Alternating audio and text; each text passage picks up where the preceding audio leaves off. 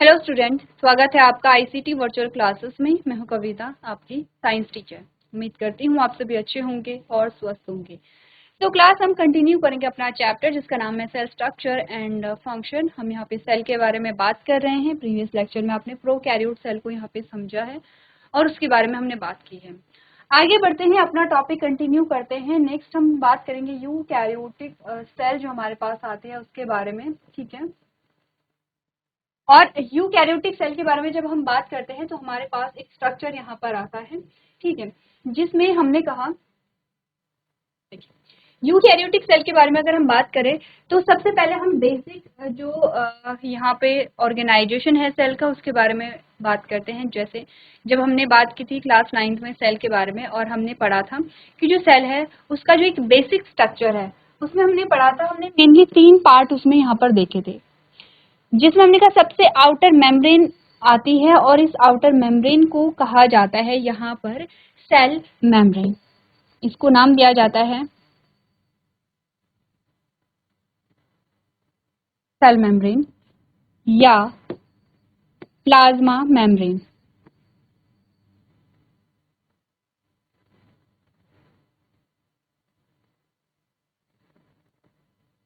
ये क्या कहते हैं, इसे प्लाज्मा मेम्ब्रेन कहते हैं, ये सेल मेम्ब्रेन या प्लाज्मा मेम्ब्रेन। फिर हमने कहा कि इसके अंदर एक तरल पाया जाता है, ठीक है। अच्छा, सेल मेम्ब्रेन या प्लाज्मा मेम्ब्रेन को क्या लिखेंगे, कोशिका झिल्ली लिखेंगे या प्लाज्मा झिल्ली लिखेंगे। कोशिका झिल्ली या या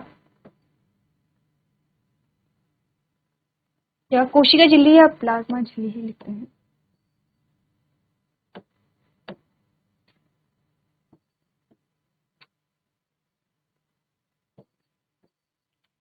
सेकेंड हमारे पास जो आता है वो है यहाँ पे जो तरल यहाँ पर आता है उसे हम कहते हैं साइटोप्लाज्म। साइटोप्लाज्म को कहते हैं कोशिका द्रव।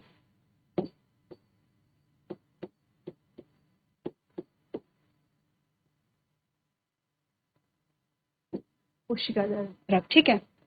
उसके बाद हमने कहा बीच में एक डबल मेम्ब्रेन स्ट्रक्चर होता है, ठीक है, और इसके अंदर क्या होता है, जेनेटिक मटेरियल होता है और इसके अंदर जो लिक्विड होता है वो अलग होता है। तो आपने कहा ये पूरा जो स्ट्रक्चर है, इस पूरे स्ट्रक्चर को हम न्यूक्लियस कहते हैं। ये पूरा स्ट्रक्चर है न्यूक्लियस।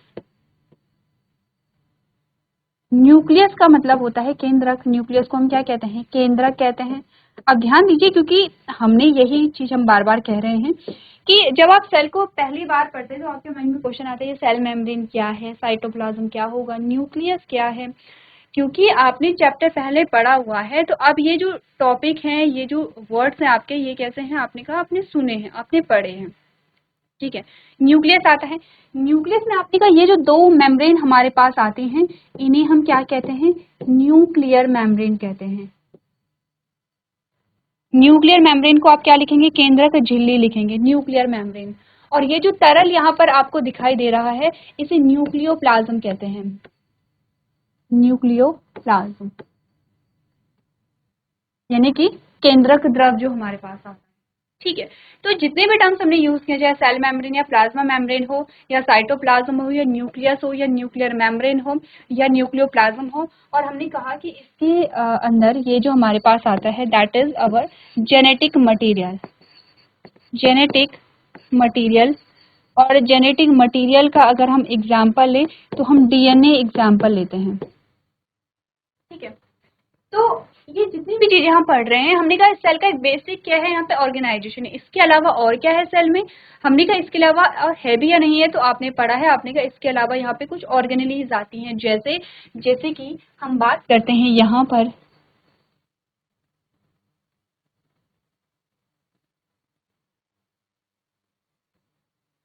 जिससे कि हम बात करते हैं यहाँ पर ईआर के बारे में। ईआर जो आपका आता है वो दो प्रकार का आता है, एक SER के बारे में हम पढ़ेंगे और एक RER के बारे में हम पढ़ेंगे, ठीक है। जैसे कि हमारे पास यहाँ पर आता है, यहाँ स्पेस नहीं है तो हमारे पास यहाँ पर क्या आते हैं, ये हमारे पास आता है गोल्जी अपैरेटस। जैसे कि हमारे पास आती है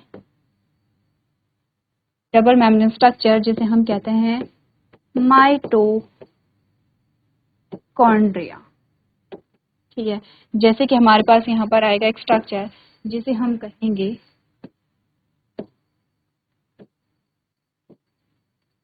राइबोसोम। जैसे कि हमारे पास आते हैं कुछ स्ट्रक्चर जिसे हम कहेंगे लाइसोसोम।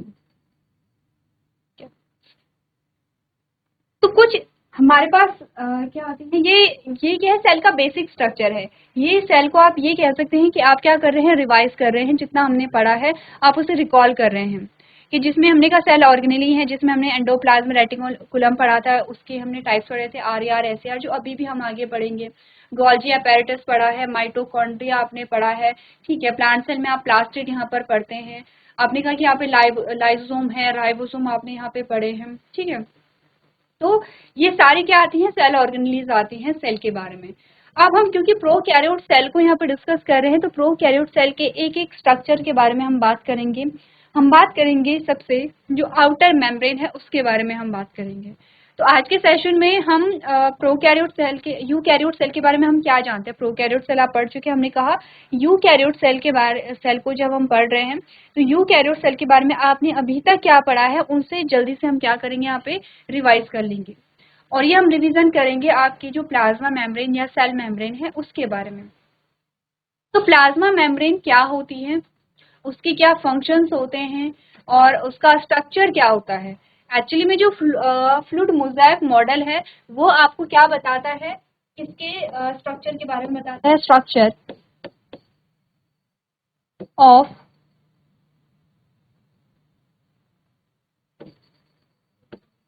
Plasma membrane. यानी कि ये जो कोशिका झिल्ली है उसके स्ट्रक्चर के बारे में ये मॉडल आपको बताता है। और उसी के बेसिस पे आपके पास एक डायग्राम, यहाँ पर अभी आपने कुछ देर पहले एक डायग्राम देखा है, ये जो डायग्राम है ये एक्चुअली में डायग्राम आपके प्लाज्मा मेम्ब्रेन का है। इससे पहले जो हमारी प्रीवियस क्लास थी हमने प्लाज्मा मेम्ब्रेन के बारे में सिर्फ कुछ चीजें समझी थी। जैसे अब देखिए यहीं पर आपको ये देखना है कि डिफरेंस क्या है। आपने जब क्लास 9th में सेल चैप्टर पढ़ा था और जब आप क्लास 11th में सेल चैप्टर पढ़ रहे हैं, दोनों में डिफरेंस क्या है, यहाँ पे ये हमें समझना है। जब आप क्लास 9th में थे तो जो अभी तक आपने सेल के बारे में पढ़ा है वो सिर्फ इतना पढ़ा है कि सेल जो है वो आउटर मोस्ट कवरिंग होती है, अगर हम बात कर रहे हैं एनिमल सेल के बारे में। और प्लांट सेल में आपने कहा इसके बाहर एक और कवरिंग आ जाएगी जिसे हम सेल वॉल कहते हैं। या जब आपने प्रोकैरियोट सेल पढ़ी थी तो उसके बाहर सेल वॉल के बाहर भी एक और कवरिंग आ गई थी जिसे हमने कहा था यहाँ पे ग्लाइकोकैलिक्स की जो कवरिंग थी, ठीक है।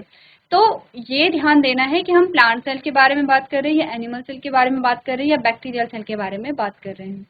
अब आपने पढ़ा क्या था अभी तक, आपने अगर हम प्लाज्मा मेम्ब्रेन के बारे में पढ़े तो मैं प्लाज्मा मेम्ब्रेन को PM लिख दूं तो आप रिलेट कर लेंगे, ठीक है। शॉर्ट में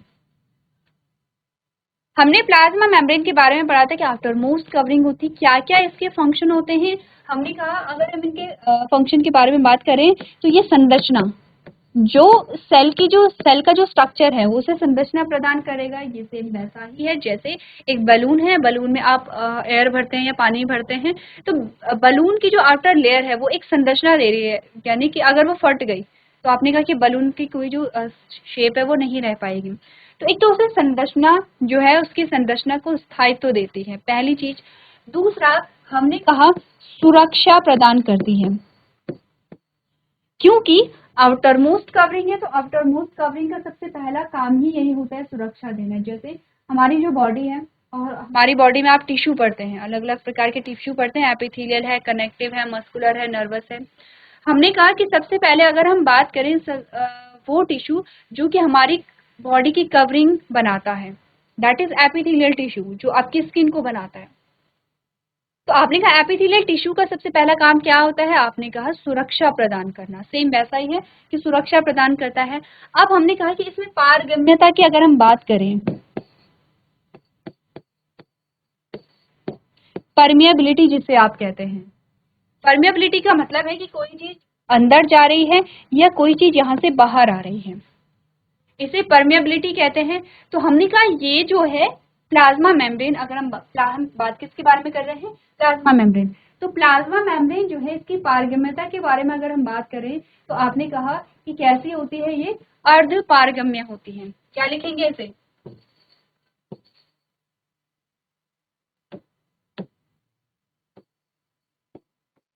अर्ध पारगम्य या सेमी परमेबल, या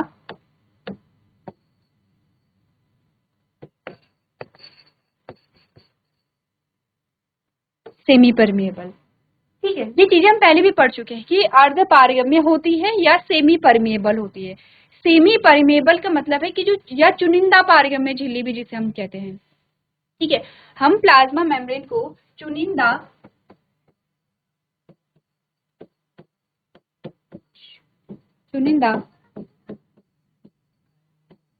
पारगम्य झिल्ली भी कहते हैं। चुनिंदा पारगम्य झिल्ली या फिर सिलेक्टिव परमेबल मेम्ब्रेन या सेमी परमेबल मेम्ब्रेन कौन होती है, आपके प्लाज्मा मेम्ब्रेन होती है। हमने यही पढ़ा था कि ये क्या करती है, चीजों को सिलेक्शन करती है कि सेल के अंदर जिस चीज की नीड है वही जाएगा, सेल के बाहर वही चीज आएगी जिसकी नीड नहीं होती है। और इसके लिए भी अगर आपको ध्यान होगा तो हमने कुछ चीजें डिस्कस की थी, जैसे कि अभी अगर हम बात करेंगे फ्लूइड मोज़ेक मॉडल में तो हम थोड़ा डिटेल में जाएंगे, चुनिंदा पारगम्य झिल्ली किस प्रकार से, उसके बारे में हम बात करेंगे। तो अगर हम देखें क्लास 9 में से कितनी चीजें हमने पढ़ी थी कि संरचना देती है, सुरक्षा देती है और चुनिंदा पारगम्य झिल्ली है। इसी के बेसिस पे हमने क्या पढ़ा था, डिफ्यूजन पढ़ा था, डिफ्यूजन, और आपने पढ़ा था ऑस्मोसिस। डिफ्यूजन को विसरण कहते हैं, विसरण। ठीक है, अब जो चीजें हम पढ़ चुके हैं उन्हें हम जल्दी से रिवाइज कर लेंगे, जो हम नई चीजें पढ़ने वाले हैं उन्हें हम डिटेल में समझेंगे। जैसे कि अगर हम बात करें यहाँ पर हमने कहा कि प्लाज्मा मेम्ब्रेन का फंक्शन होता है जो चीजों का यहाँ पे क्या करना, चीजों का जो आवागमन हो रहा है या ट्रांसपोर्टेशन अगर हम कहें, तो जब हम ट्रांसपोर्टेशन पढ़ते हैं तो ट्रांसपोर्टेशन में हम अलग अलग, हमने कहा एक्टिव ट्रांसपोर्ट, हम यहाँ पर जो चीजें पढ़ने वाले हैं नई चीजें वो है कि जैसे क्लास जो प्रीवियस क्लासेस हमारी थी हमने सिंपल चीजें पढ़ी थी कि डिफ्यूजन होता है। डिफ्यूजन में हमने क्या पढ़ा था, गैस जो है, गैसेस के बारे में हमने बात की थी और हमने कहा था कि गैसेस जो है वो हायर कंसंट्रेशन से लोअर कंसंट्रेशन में मूव करेंगी और इस प्रकार से डिफ्यूजन होगा। ऑस्मोसिस में हमने कहा था कि अगर हम बात करें पानी के विस्तृत होने की तो उसे हम ऑस्मोसिस कह देते हैं। सेम फिनोमिना यहाँ पे होगा कि पानी जो है वो हायर कंसंट्रेशन से लोअर कंसंट्रेशन में जाएगा, तो हाई कंसंट्रेशन से लो कंसंट्रेशन में जा रहा है। यहाँ पर हम थोड़ा डिटेल में जाएंगे और हम बात करेंगे ट्रांसपोर्टेशन के बारे में, जिसमें आप एक्टिव ट्रांसपोर्ट और पैसिव ट्रांसपोर्ट के बारे में बात करेंगे। पैसिव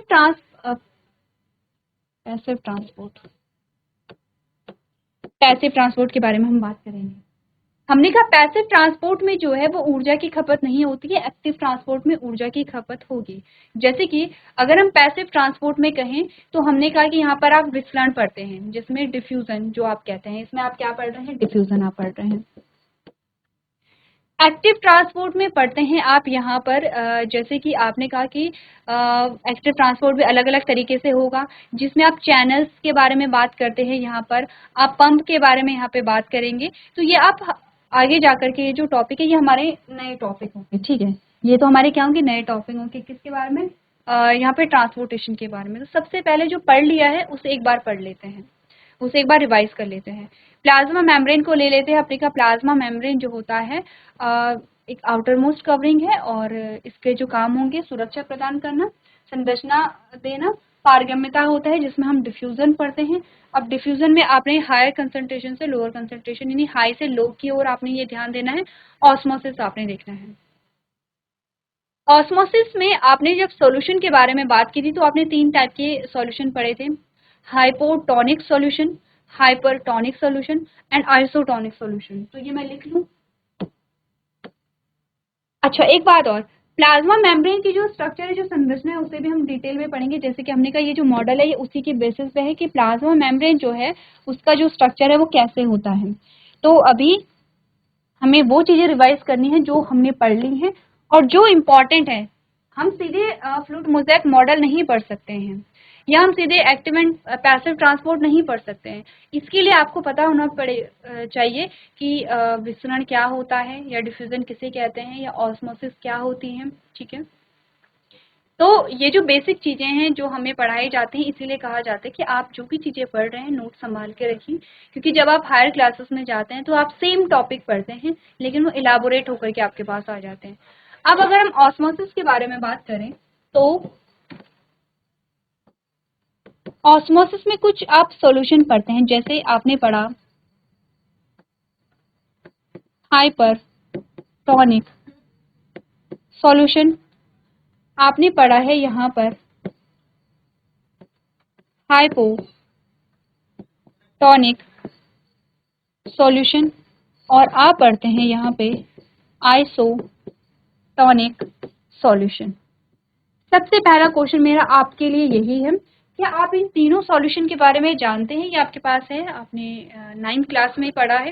तीनों जो सॉल्यूशन है आपके पास इमेज भी दी गई थी। ठीक है, अगर मैं कुछ इमेजेस यहाँ पे बनाऊं, ठीक है, अगर मैं कुछ इमेजेस यहाँ पे बनाऊं,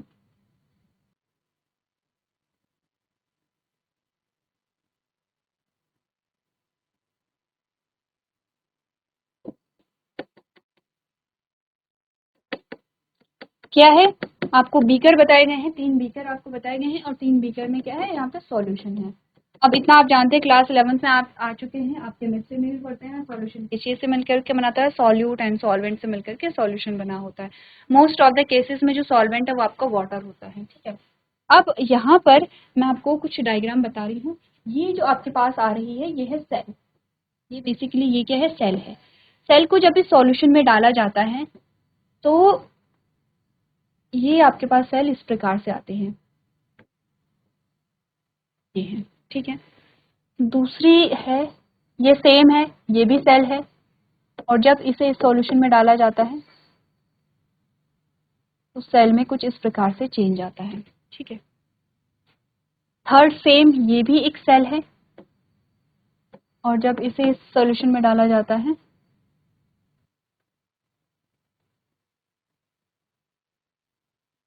ठीक है, 3 सिनारियो आपके पास आते हैं, और तीनों सिनारियो में आप ये देख सकते हैं कि सेल में चेंज आया है। ठीक है, क्या चेंज आया है ऑब्जर्व कीजिए एक बार।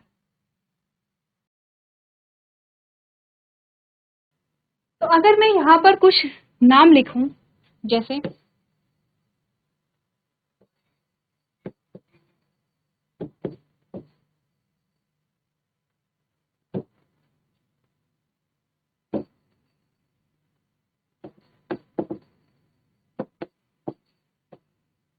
ठीक है, सॉल्यूशन है,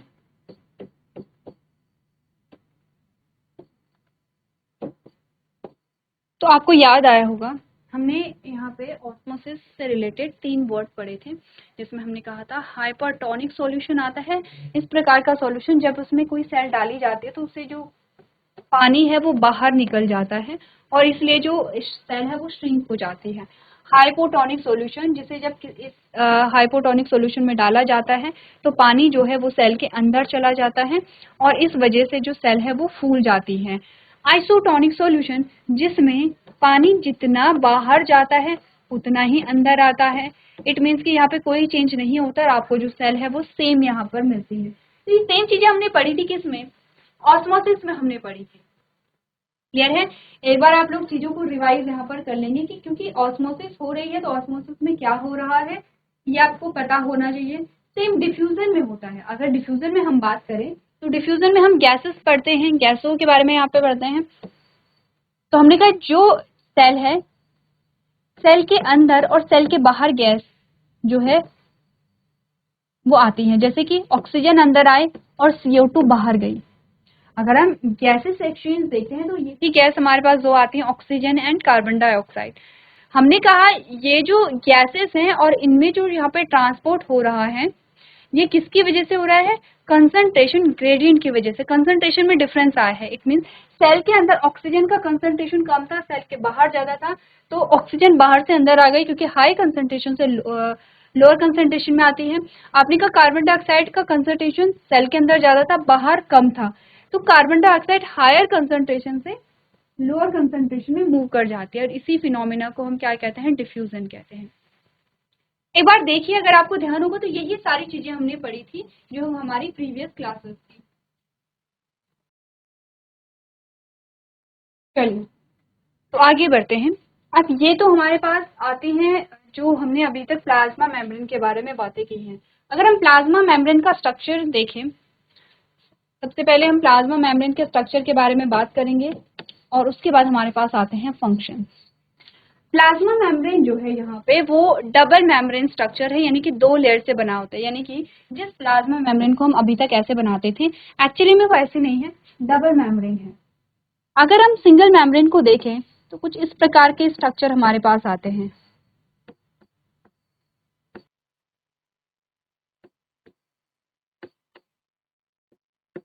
ठीक है, कुछ इस प्रकार के हमारे पास क्या आती है, लेयर आती है। पूरी सिंगल लेयर ये है, ये क्या है, हमारे पास सिंगल लेयर आती है। इसमें आप देख रहे हैं कि एक हेड वाला पोर्शन है और एक टेल वाला पोर्शन है। हेड वाला जो पोर्शन बना होता है वो है फॉस्फेट, वो फॉस्फेट ग्रुप है, और जो टेल वाला पोर्शन है वो है फैटी एसिड। फैटी एसिड का मतलब समझते हैं, लिपिड।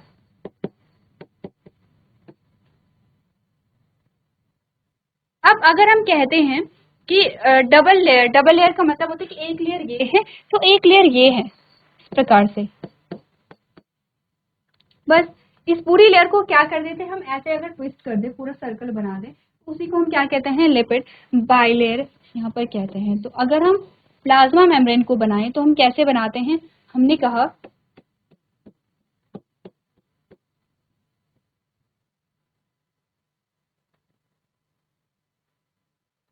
एक लेयर तो ये है,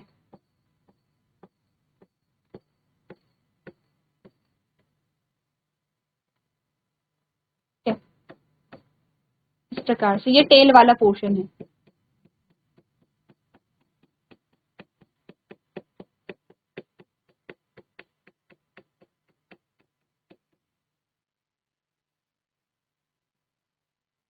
और एक लेयर हमारे पास ये आती है।